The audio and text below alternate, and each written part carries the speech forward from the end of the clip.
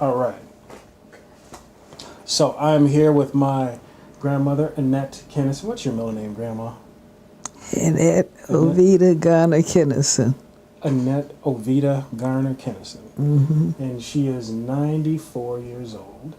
And I just turned 44 a couple of days ago.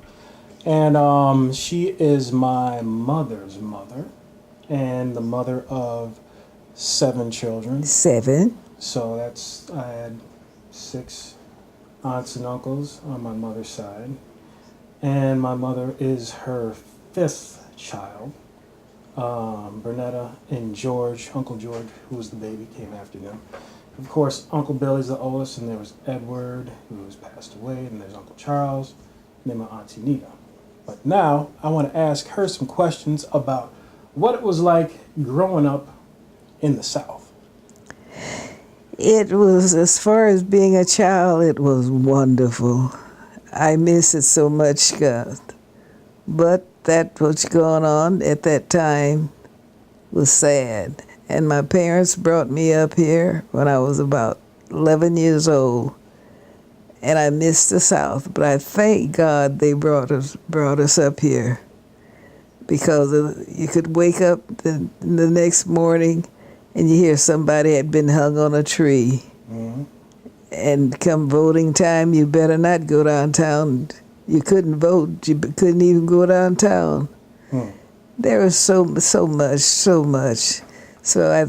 But as far as living, having your own yard that you don't have up in the big city, and the porch and the swing, unless you're wealthy.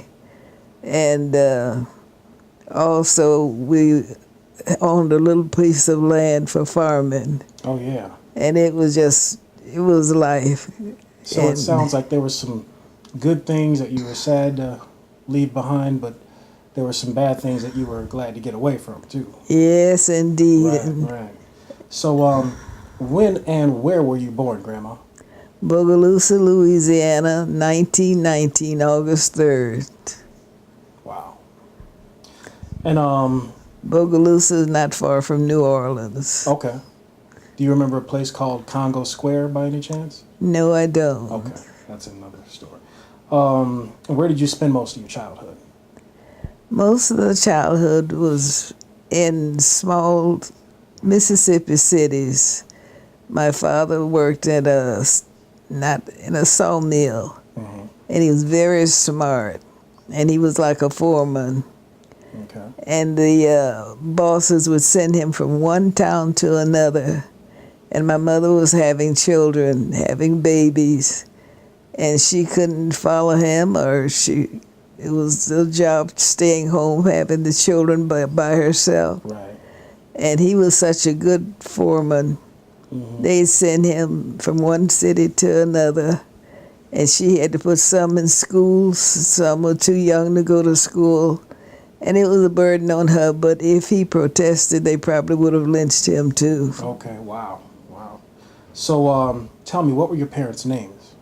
Nina Garner, Nina Gibson Garner, and Ernest Garner. So, your mother's maiden name was Gibson, Gibson and your daddy's name was Gardner. Garner. And you married Mr. Kennison. That's where you got your name. My grandfather. Okay. All right. Now, what did your father? Well, you told me a little bit. Great grandpa was a carpenter. Yes, a good one. Stay at home mom. Right. Okay. And they were very much in love with each other. All right. Now, this is a very interesting thing. I want you to tell me about this photograph right here. Who's in this picture? Well, my grandmother stayed with us, but she died when, I don't know how old I was. I guess about 3 or 4 years old. I don't remember. And she naturally helped with the children because my mother, I think, was sickly. And there were 5 of us all together. And this is the number 4. Me, the baby, and grandmother's lap is me. because later on my youngest sister Marjorie came, Auntie Marge. Now, is this your mother's mother or your father's mother? my mother's mother. Okay, your mother's mother. Wow. And what was her name? I can't think of Mother Gibson. I can't think of her first name at the moment. Okay. All right. And do you know what year she was born? I have that. No, I don't think I. Yes, I think I have it, but it's written in a book. Mm. And I don't remember her at all. Right. But was she born a slave or was she born free? She was a slave because she had a baby by some old guy, some old slave owner. Oh, really? Okay. And she had one, and I don't, when she would come to the, well, she was a slave, Mhm.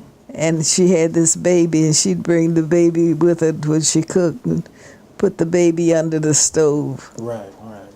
That's about all I remember about her, but she was a slave. Right. And she was married, but this was a child because of, well, slavery gave them the privilege to do it. Okay. All right. She just had one. So naturally, by the time you got to know her, she was no longer a slave, of course, because it was in like the Right. 1920s. But you remember from talking to your mom and dad, and that she was born a slave. Yes, she was. Okay. And obviously, you were too young to have conversations with your grandmother, Never, don't remember her. but you got this photograph of you sitting on her lap. Right. Right. That's pretty amazing. But I hear she was a wonderful person. Right. What was it like to pick cotton in Mississippi? It was fun. My younger sister and I, we weren't compelled to do any work because of our ages. I guess we came north when I was about 11. And my mother was smart too. She made us little gingham bags, cotton bags, maybe about 24 inches by 24 inches. Uh-huh. And we would pick cotton as long as we liked. When we were tired, as we wanted to get out of the sun, we'd go play and eat fruit and nuts and just play all day. Wow. But we did work in the garden as young as we were. We worked. So that was work for the older people, and you guys just kind of like hung out and played along with them, and that was more like convenience for their childcare. So you guys can go play and do whatever you want when you felt. Well, we did work because Mother didn't play around. Oh. But we weren't How old forced. We weren't forced to work. But the older children did quite a bit of work. The older ones. And so when you started picking cotton, about how old were you? I really don't know because we came here at the age I was about 11. When you came to Chicago. Okay, great.